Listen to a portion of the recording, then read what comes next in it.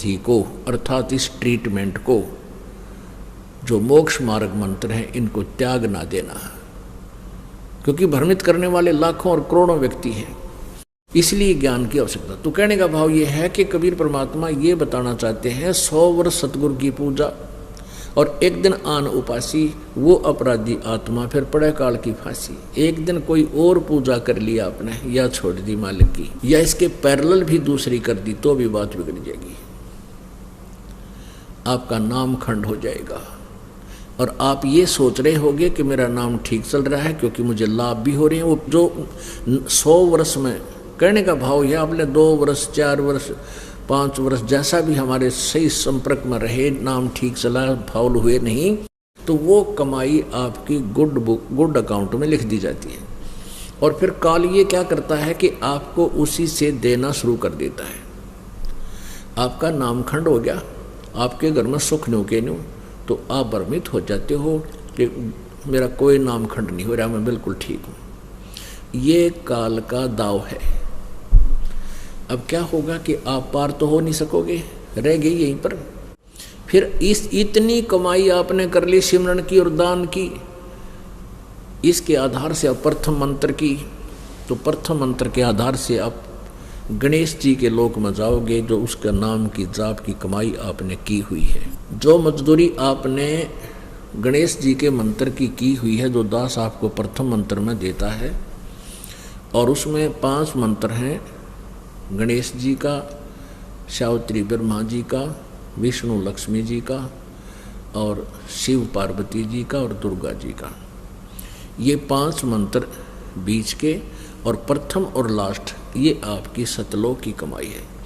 तो इसलिए ये बीच में दिया जाता है कि मान ले किसी ने उपदेश ले लिया प्रथम मंत्र का भी और व्रत गणा हो रहा है, उसका शरीर छूट गया, तो उसको ये दोनों, क्योंकि ये 7 मंत्रों की जो जाप है, इसको पुनर्मनुष्य जन्म दिवाएगा तुरंत ही। और फिर इसलिए ये 2 प्रथम और लास्ट मंत्र जो है परमात्मा की भक्ति के हैं, परमेश्वर की साधना के हैं। तो कहने का भाव ये है, आपका नाम खंड हो गया, और क्योंकि आपने अन्य पूजा, किसी भी कारण से नाम आपका खंड हो जाता है, और आन उपासना करने वाला फिर भगवान से दूर हो जाता है।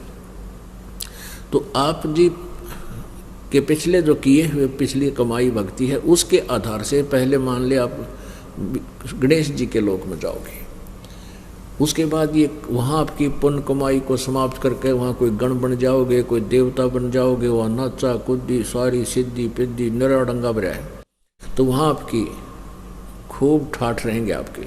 जब वहाँ की कमाई समाप्त हो जाएगी प्रथम मंत्र की, फिर ब्रह्मा जी के लोक में जाओगे, वहाँ पर देवता बन जाओगे, पता नहीं क्यों वहाँ ठाठ करोगे, आपकी ही पूंजी, आप ही का खर्च उस होटल में बर्बाद करते रहोगे। उसके बाद फिर आप विष्णु जी के लोक में जाओगे, वहाँ पर बहुत अच्छा, सबसे अच्छा रेस्टोरेंट है इन तीनों लोकों में।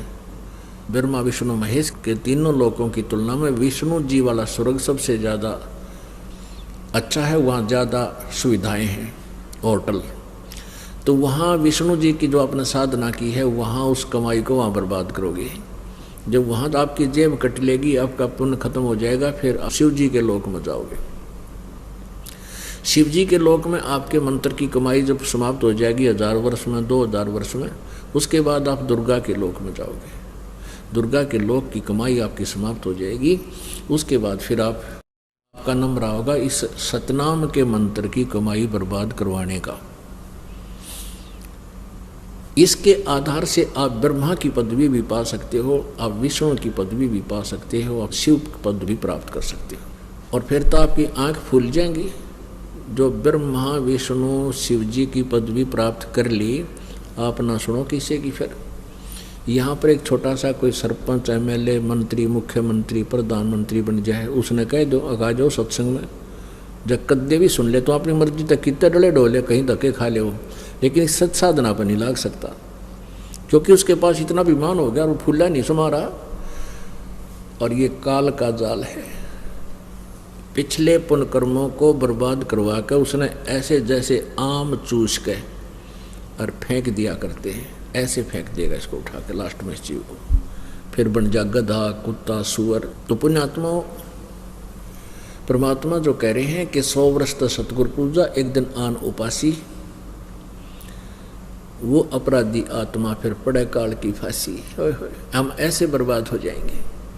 तो इसलिए अंतिम श्वास तक आप जी ने सिमरण करना है, अंतिम श्वास तक मर्यादा में रहना होगा।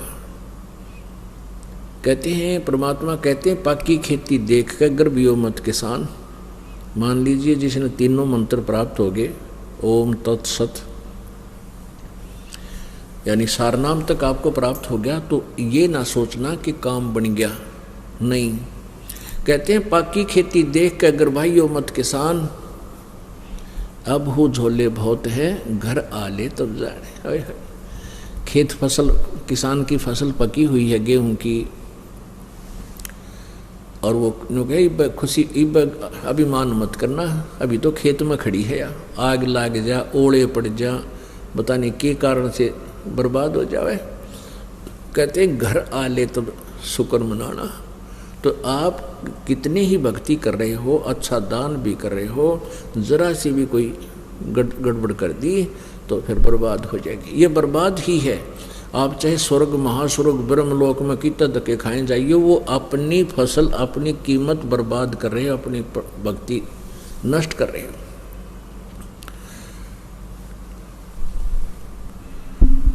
तो इस प्रकार हमने परमात्मा की वाणी को समझना है कि मानुष जन्म दुर्लभ है, ये मिला न बारंबार, और जैसे तरवर से पत्ता टूट जा वो फिर नहीं लगता डर। अपने आत्माओं, आप जितने भी यहाँ देख रहे हो, कोई मंत्री बना है, कोई मुख्यमंत्री बना है, कोई प्रधानमंत्री बना है, कोई बहुत बड़ा इंडस्ट्रियल है, बहुत बड़ा उद्योगपति है, ये पिछले जन्म के पुण्यकर्मी प्राणी हैं।